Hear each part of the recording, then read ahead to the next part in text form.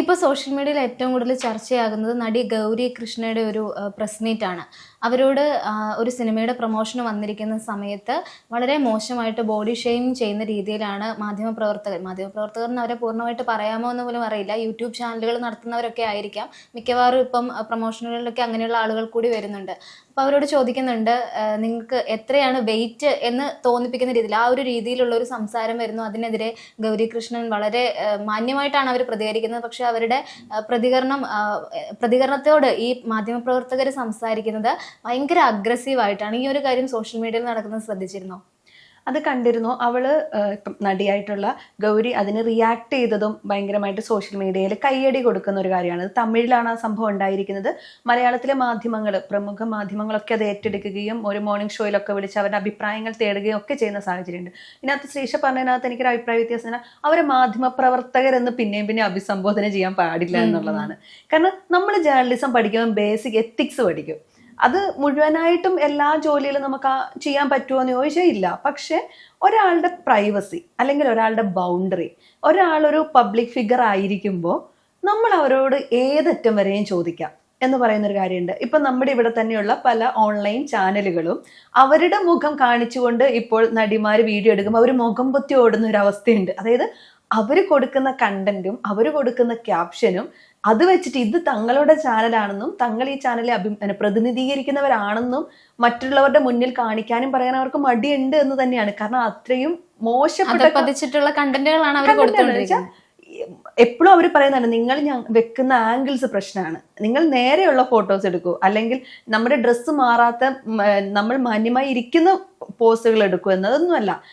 പക്ഷെ അതിനൊരു വ്യൂവർഷിപ്പ് ഉണ്ട്, അത് തന്നെയാണ് ഓടുന്നത്. മില്യൺ ഒക്കെ ആയിരിക്കും. നമ്മൾ വിചാരിക്കും എന്താണ് ഈ മില്യൺ എന്നുള്ളത്. അപ്പോൾ നമ്മുടെ കാഴ്ചക്കാരും അതിനകത്തേക്ക് അത്തരത്തിലുള്ള കണ്ടന്റിന് വേണ്ടി ക്രേവിങ്സ് ഉണ്ട് എന്നുള്ളതാണ്. ഇപ്പൊ ഈ ഗൗരി അവരുടെ റിയാക്ഷൻ എനിക്ക് ഭയങ്കര ബോൾഡായിട്ട് തോന്നി.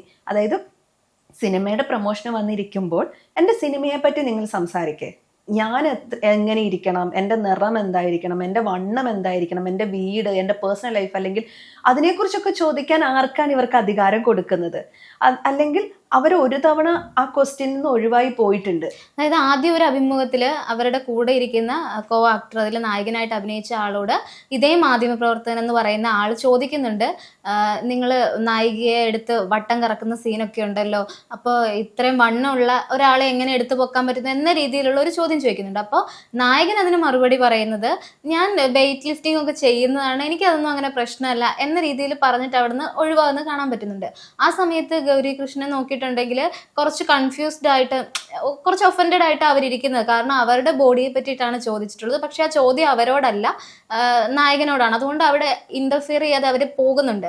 അതിനുശേഷം വീണ്ടും ഒരു പ്രസ് മീറ്റ് വരുമ്പോൾ ഇതേ വ്യക്തി തന്നെ സംവിധായകനോട് ചോദിക്കുന്നുണ്ട്, ഒരു നായികയെ സെലക്ട് ചെയ്യുന്ന സമയത്ത് എന്തുകൊണ്ടാണ് ഇങ്ങനെ എന്നൊക്കെയുള്ള രീതിയിൽ ചോദിക്കുമ്പോഴത്തേക്കും സ്വാഭാവികമായിട്ടും അവരെ ബോഡി ഷെയിം ചെയ്യുകയാണ്. അതുകൊണ്ട് തന്നെ തിരിച്ചു പറയാൻ, എന്നാൽ നമ്മൾ ഒരു ചോദ്യം ചോദിച്ചു, അവർക്ക് എന്താ പറയാനുള്ളത് എന്ന് കേൾക്കുകയല്ല, തിരിച്ച് വീണ്ടും അവര് മറുപടി പറയാൻ സമ്മതിക്കാതെ അഗ്രസീവായിട്ട് ഞാൻ അങ്ങനെയല്ല ഉദ്ദേശിച്ചത് എന്നൊക്കെ പറഞ്ഞിട്ട് വളരെ മോശമായിട്ട്. അതിനൊപ്പം തന്നെ എനിക്ക് വളരെ നിരാശ തോന്നിയ കാര്യം, ഈ പറയുന്ന ഇവരുടെ കൂടെ ഇരിക്കുന്ന സംവിധായകനോ നായക നടനോ ഗൗരിയെ ഒന്ന് സപ്പോർട്ട് ചെയ്തുകൊണ്ട് ഒരു വാക്ക് പറയുന്നില്ല. അവർ പറയുന്നത്, ഈ മാധ്യമപ്രവർത്തകനോട് പറയുന്നുണ്ട്, നിർത്ത് നമുക്ക് സിനിമയെ പറ്റി സംസാരിക്കാമെന്ന് പറയുന്നുണ്ട്. അതുപോലെ ഈ കോർഡിനേറ്റ് ചെയ്യുന്ന ആളുണ്ടല്ലോ, അയാൾ വന്നിട്ട് പറയുന്നുണ്ട് ഗൗരിയോട്, മാഡം കുറച്ചു നേരം സംസാരിക്കാതിരിക്കും, നമുക്ക് മറ്റു കാര്യങ്ങൾ സംസാരിക്കാം. അതല്ലാതെ ഈ മാധ്യമപ്രവർത്തകന് കൊടുക്കേണ്ട മറുപടി, ആദ്യം സംവിധായകൻ പറയുന്നുണ്ട്, നമ്മളൊരു സിനിമ എടുക്കുന്ന സമയത്ത് അതിന് പറ്റിയ ആക്ടർ ആരാണെന്നുള്ളതാണ് തിരഞ്ഞെടുക്കുന്നത് എന്നൊരു പ്രസ്താവന നടത്തുന്നുണ്ട്. പക്ഷെ അത് കഴിഞ്ഞിട്ടാണ് ഈ കോൺവെർസേഷൻ മുഴുവൻ വരുന്നത്. അവിടെ ഒന്നും ഗൗരിയെ സപ്പോർട്ട് ചെയ്യാനോ നിങ്ങൾ ചെയ്തത് തെറ്റാണെന്നോ, ഒരുപക്ഷെ പ്രൊമോഷൻ നല്ല രീതിയിൽ നടക്കില്ല എന്നുള്ള ഭയം കൊണ്ടായിരിക്കാം, പക്ഷെ അങ്ങനെ ഒരു നിലപാടല്ല അവിടെ എടുക്കേണ്ടതെന്ന് തോന്നുന്നു. ഇപ്പം ഗൗരിയുടെ റിയാക്ഷൻ കൊണ്ട് തമിഴ്നാട്ടിൽ മാത്രം ഒതുങ്ങി നിൽക്കേണ്ട ഒരു പ്രൊമോഷൻ ഇപ്പൊ നമ്മൾ ഇവിടെ ഇരുന്ന് ചർച്ച ചെയ്യാണ്. അതൊരു നെഗറ്റീവ് പബ്ലിസിറ്റീനെ എൻ്റെ അഭിപ്രായത്തിൽ ആ നായകനാണെങ്കിലും അല്ലെങ്കിൽ ഡയറക്ടർ ആണെങ്കിലും അതിനെ മുതലാക്കി, ഓക്കെ ഇത് ക്ലിക്ക് ബൈറ്റ്സിൽ വരുന്ന ഒരു സാധനമാണ് എന്നൊരു സ്റ്റേറ്റ്മെന്റ് ചിലപ്പോൾ എനിക്ക് തോന്നുന്നു. കാരണം നമ്മുടെ ഇപ്പൊ ഇവിടെ ആണെങ്കിൽ അത്തരത്തിൽ ഒരു കാര്യം നടന്നു കഴിഞ്ഞാൽ പഴയതുപോലെയല്ല. ഇപ്പോൾ പുതുമുഖ നടന്മാർ അല്ലെങ്കിൽ ഇപ്പോൾ മലയാളത്തിലെ യുവ നടന്മാരും നടിമാരും ഒക്കെ ഇത്തരം കാര്യങ്ങളിൽ അവെയർ ആണ്. അവർ കൂടെ നിൽക്കുന്ന ആളോട് ഇത്തരം ചോദ്യങ്ങൾ ചോദിക്കുമ്പോൾ ഇത്തരം ചോദ്യങ്ങളൊക്കെ ചോദിക്കാനുള്ളൂ. എനിക്ക് തോന്നുന്നു അപർണ ബാലമുരളിയോട് കഴിക്കുന്ന ഭക്ഷണം 4 പൊറോട്ടയ്ക്ക് ഒറ്റ ഇരിപ്പിന് കഴിക്കുമോ എന്ന് ചോദിക്കുന്ന ഡയലോഗിന് ഇതൊക്കെ ഇനിയെങ്കിലും നിർത്തുമെന്ന് പറഞ്ഞിട്ട് ആ ചോദ്യം ചോദിക്കുന്ന ആളുടെ വായടപ്പിക്കാൻ പറ്റുന്നുണ്ട് എന്നുള്ളതാണ്. ഇതിനൊപ്പം നമ്മൾ മനസ്സിലാക്കും ബോഡി പോസിറ്റിവിറ്റി എന്ന് പറയുന്ന ഒരു കാര്യമുണ്ട്. എൻ്റെ ബോഡി എങ്ങനെ ഇരിക്കണം എന്ന് എനിക്ക് തീരുമാനിക്കാം. നമ്മളൊക്കെ ഭയങ്കര എന്താ പറയാ, നമുക്ക് നമ്മുടെ ബോഡീനെ കുറിച്ചൊക്കെ ഭയങ്കര കോൺഷ്യസ് ആയിരിക്കും നമ്മൾ. ചിലപ്പോൾ നമുക്ക് തടി കുറഞ്ഞു, അല്ലെങ്കിൽ തടി കൂടി, എനിക്ക് നീളം കുറവാണ്, നീളം കൂടി, ഇങ്ങനെയൊക്കെയുള്ള പല തരത്തിലുള്ള ഒരു പ്രശ്നങ്ങൾ ഒക്കെ നമുക്ക് ഒരുപാടുണ്ട്. അത് പ്രത്യേകിച്ച് നടിമാരുടെ കാര്യത്തിലേക്ക് വരുമ്പോൾ നമ്മുടെ ഒരു സൗന്ദര്യ സങ്കല്പമുണ്ട്. നമ്മൾ സിനിമ അവരതിൽ പറയുന്നുണ്ട്, ഇപ്പൊ ഞാൻ 0 സൈസ് ആയിട്ട് ഇരിക്കണം എന്നാണോ നിങ്ങൾ പറയുന്നത്? എന്റെ പ്രശ്നങ്ങൾ എന്തൊക്കെയാണെന്ന് നിങ്ങൾക്ക് അറിയാമോ? എനിക്ക് ഹോർമോണൽ ഇഷ്യൂസ് ഉണ്ടോ ഇല്ലയോ എന്ന് നിങ്ങൾക്ക് അറിയാമോ? ഞാനിപ്പം വണ്ണം വെച്ചിട്ടാണോ ഇരിക്കുന്നത്, അല്ലെങ്കിൽ എനിക്ക് 80 കിലോ ഉണ്ടെങ്കിൽ നിങ്ങൾക്ക് എന്താ, നിങ്ങൾക്ക് അത് അറിഞ്ഞതുകൊണ്ട് എന്ത് ഗുണം? ഈ സിനിമയെ അത് എങ്ങനെയാണ് ബാധിക്കുന്നത്? എന്റെ ക്യാരക്ടറിനെ പറ്റി നിങ്ങൾ ഒരു വാക്ക് ചോദിച്ചോ എന്നൊക്കെ അവരതിൽ എടുത്ത് ചോദിക്കുന്നുണ്ട്. അതായത് നമ്മളൊരു സിനിമ പ്രൊമോഷൻ ചെയ്യുന്നിരിക്കുമ്പോൾ അത് ക്യാരക്ടറിനകത്ത് എന്തെങ്കിലും ചോദിച്ചത് കൊണ്ട് ആ സിനിമയിൽ അവർക്ക് പ്രത്യേകിച്ച് അവരുടെ ചാനലിന് റീച്ച് കിട്ടില്ല എന്നുള്ളതാണ്. ഇപ്പൊ ഈ ഒറ്റ റിയാക്ഷൻ കൊണ്ട് തന്നെ ഭയങ്കരമായിട്ട് അവരുടെ ചാനലുകളിൽ നമ്മളടക്കം ഇരുന്ന റീലുകൾ തപ്പി കണ്ടുപിടിച്ച് കാണുന്നൊരു അവസ്ഥയുണ്ട്. അപ്പം അതൊരു അത്തരത്തിൽ കണ്ടന്റുകൾ കൊടുത്താലാണ് ഇത് ഓടുക. എങ്ങനെയെങ്കിലും ചാനൽ ഓടിക്കുക, അതിൽ നിന്ന് എങ്ങനെയെങ്കിലും നമ്മൾ എക്സിസ്റ്റ് ചെയ്യാന്ന് പറയുന്ന ഒരു കാര്യമാണ്. ഞാൻ നേരത്തെ പറഞ്ഞ പോലെ തന്നെ ഒരു നമ്മൾ സിനിമ ഭയങ്കരമായി മുന്നോട്ട് പോയി എന്ന് പറഞ്ഞാലും ഇപ്പോൾ അടുത്ത് നമ്മുടെ മലയാളത്തിലെ നിഖില വിമൽ നടത്തിയ ഒരു സ്റ്റേറ്റ്മെന്റ് ഉണ്ട്. അതായത് കാക്കനാട് സൈഡിൽ ചെന്ന് കഴിഞ്ഞിട്ട് അവിടെ നിന്ന് വിളിച്ചു കഴിഞ്ഞാൽ ഓരോ ഫ്ലാറ്റിൽ നിന്ന് 3-ലധികം പുതുമുഖ നടികൾ ഇറങ്ങി വരും. എന്തുകൊണ്ടാണത്? അപ്പൊ അവര് പറയുന്നത് പൈസ കൂട്ടി ചോദിക്കുമ്പോൾ പിന്നെയും പുതുമുഖ നടികളെ സംവിധായകന്മാരും അല്ലെങ്കിൽ സിനിമയുടെ അണിയറ പ്രവർത്തകരും കൊണ്ടുവരുന്നു എന്നുള്ളതാണ്. അത് മാത്രമല്ല, നമുക്ക് നായികമാരെപ്പോഴും പുതിയതായിരിക്കണം. നായികമാരുടെ സൈസിൽ എപ്പോഴും ഇപ്പോഴും സൗന്ദര്യ സങ്കല്പത്തിൽ ഒരു കോൺഷ്യസ് ഉണ്ട് നമുക്ക്.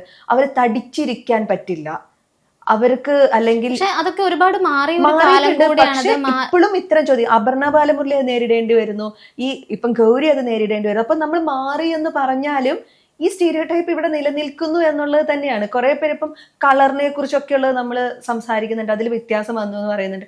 എങ്കിലും നമ്മൾ മൊത്തത്തിൽ എടുത്ത് നോക്കുമ്പോൾ എത്രത്തോളം മാറി എന്ന് ചോദിച്ചാൽ നമുക്കത് പൂർണ്ണമായി മാറി എന്ന് പറയാൻ പറ്റില്ല. പക്ഷെ മാറ്റമുണ്ട്, നമ്മൾ അതിനെ അക്സെപ്റ്റ് ചെയ്തുകൊണ്ട് തന്നെയാണ് സംസാരിക്കുന്നത്. പക്ഷെ പെൺകുട്ടികളുടെ ബോഡിയെ കുറിച്ച് മറ്റുള്ളവർ എന്തിനിത്ര കോൺഷ്യസ് ആവുന്നു? ഇത് പെൺകുട്ടി എന്നല്ല, ഇപ്പൊ ഒരു പുരുഷനാണെങ്കിൽ അവരുടെ വണ്ണം കുറയുകയോ കൂട്ടുകയോ അവർ ചോദിക്കുന്നുണ്ട്. നിങ്ങൾ ഇതിലെ നായകനോട് ചോദിക്കോ നിങ്ങൾക്ക് എത്ര വണ്ണം ഉണ്ട്, അല്ലെങ്കിൽ നിങ്ങളുടെ എത്ര വെയിറ്റ് ഉണ്ട് നിങ്ങൾക്കെന്ന് ഒരു നായകനോട് ചോദിക്കോ? അപ്പം എനിക്ക് എൻ്റെതായിട്ടുള്ള ഇൻഡിവിജ്വാലിറ്റി ഇല്ലേ എന്നൊക്കെ ഗൗരികൃഷ്ണൻ ചോദിക്കുന്നുണ്ട്.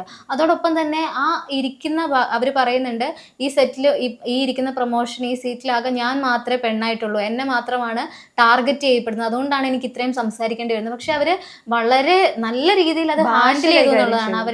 അവരുടെ അടുത്ത് മോശമായിട്ട് മറ്റേ സംസാരിക്കുന്നുണ്ട്, പക്ഷെ കൃത്യമായിട്ട് അവർക്ക് പറയാനുള്ള കാര്യങ്ങൾ ടു ദ പോയിന്റ് ആയിട്ട് കൃത്യമായിട്ട് കൺവേ ചെയ്യാൻ അവർക്ക് പറ്റി. അതുപോലെ തന്നെ കൂടെയുള്ള ആളുകൾ സപ്പോർട്ട് ചെയ്യുന്നില്ല, അല്ലെങ്കിൽ അവരുടെ ഒരു സേഫ് സോണിൽ കംഫർട്ട് സോണിൽ നിൽക്കാനും ഇവരെ പ്രീണിപ്പിച്ചുകൊണ്ട് തന്നെ മുന്നോട്ട് പോകാനുമാണ് ശ്രമിക്കുന്നതെന്ന് മനസ്സിലാക്കിയിട്ടും തനിക്ക് വേണ്ടി സ്റ്റാൻഡ് എടുക്കാൻ ആ കോർഡിനേറ്റർ പറയുന്ന സമയത്തും എനിക്ക് സംസാരിക്കാനുണ്ട്, എനിക്കിത് ക്ലാരിഫൈ ചെയ്യാനുണ്ട് എന്ന് വീണ്ടും വീണ്ടും പറഞ്ഞുകൊണ്ടാണ് ഗൗരി ഇത് സംസാരിക്കുന്നത്. അങ്ങനെ നോക്കുന്ന സമയത്ത് നമുക്ക് ഈ ബോഡി പോസിറ്റിവിറ്റിനെയൊക്കെ ചില ആളുകൾ അത് മോശമായിട്ട് കൊണ്ടുനടക്കുന്ന ആളുകളുണ്ട് കേട്ടോ. അതായത് ഒബേസിറ്റി അല്ലെങ്കിൽ അമിതവണ്ണം കൊണ്ട് ശാരീരിക പ്രശ്നങ്ങൾ ഉണ്ടായിട്ട് പോലും അതിനെ ബോഡി പോസിറ്റിവിറ്റി ആയിട്ട് കാണുന്ന കുറച്ച് ആളുകളുണ്ട്. അതിനോട് എനിക്ക് താല്പര്യമില്ല.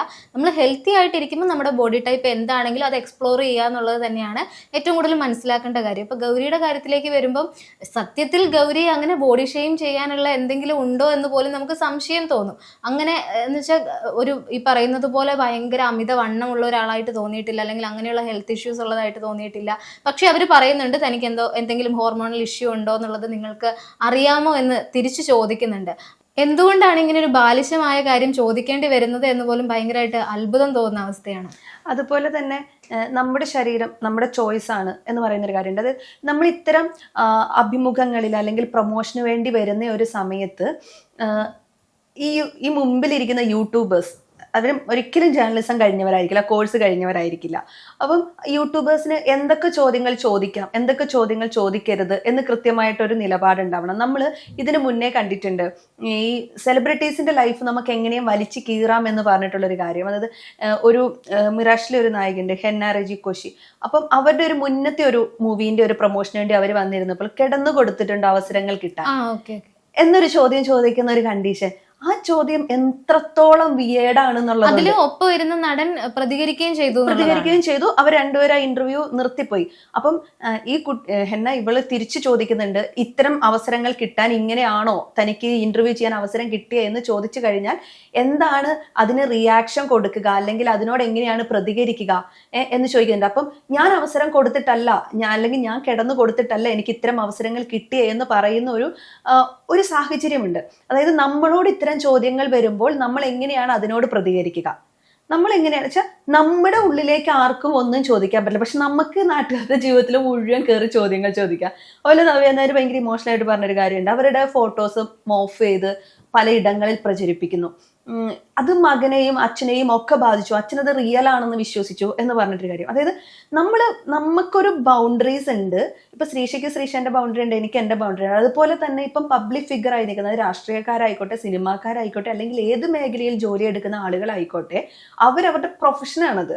അത് കഴിഞ്ഞാൽ, ആ സിനിമ കഴിഞ്ഞാൽ, അതിന്റെ പ്രൊമോഷൻ കഴിഞ്ഞാൽ അവർക്ക് അവരുടെ ഒരു പ്രൈവറ്റ് ലൈഫ് ഉണ്ട്, നമ്മളൊക്കെ ജീവിക്കുന്ന പോലത്തെ ഒരു ലൈഫ് ഉണ്ട്.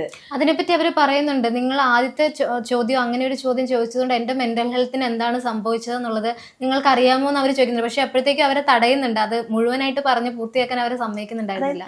ഇത്തരം സ്റ്റേറ്റ്മെന്റുകൾ നടത്തുന്ന ഒരു സമയത്ത് അവരുടെ ഇനി അവർക്കൊരാളുടെ മുന്നിൽ ഫേസ് ചെയ്യുമ്പോൾ ഓക്കെ ഞാൻ ഭയങ്കര വണ്ണമുള്ള ഒരാളാണോ എന്നുള്ള ഒരു കോൺഫിഡൻസിനെ അത് ബാധിക്കും, അല്ലെങ്കിൽ ഒരു ആങ്സൈറ്റി ആയിരിക്കും ഇത്തരം. പിന്നെ നമുക്കറിയില്ല ഇവരിത് ചെറുപ്പം തൊട്ടേ ഒരു പക്ഷേ ഇങ്ങനെ കേൾക്കുന്നുണ്ടോ, ഇങ്ങനെ ബുള്ളി ചെയ്യപ്പെട്ടിട്ടുണ്ടോ, അവർക്ക് അങ്ങനെയുള്ള പ്രശ്നങ്ങൾ ഉണ്ടായിരുന്നോ, അത് പിന്നീട് അവരിപ്പോൾ അതിനെയൊക്കെ ഫൈറ്റ് ചെയ്ത് എങ്ങനെയെങ്കിലും ഒക്കെ ആ ഒരു ഇൻസെക്യൂരിറ്റി എന്നൊക്കെ പുറത്ത് കിടന്നിട്ടാണോ ഇപ്പം നിൽക്കുന്നത്. വീണ്ടും ഇതേ ചോദ്യം ചോദിക്കുമ്പോൾ ഇവർക്ക് ഈ ഉണ്ടായ ട്രോമകളും ഇതൊക്കെ വീണ്ടും ഇവരുടെ ലൈഫിലേക്ക് തിരിച്ചു വരും. ഇങ്ങനെയൊന്നും ഈ ചോദിക്കുന്ന ആൾക്ക് ഇതൊന്നും അറിയേണ്ട കാര്യമില്ലല്ലോ, അവർക്ക് ചോദിച്ചിട്ട് പോയാൽ മതി. ഇത് തിരിച്ച് ഈ ഉള്ളിൽ കൊണ്ടു നടക്കേണ്ടി വരുന്ന, അല്ലെങ്കിൽ ഇത് ഇത്രയും ആളുകളുടെ മുന്നിൽ വെച്ച് ഫേസ് ചെയ്യേണ്ടി വരുന്ന ഒരാൾക്ക് ഉണ്ടാകുന്ന മെന്റൽ ട്രോമ എത്രയാണെന്ന് അവർ ചിന്തിക്കുന്നേ ഉണ്ടാവില്ല.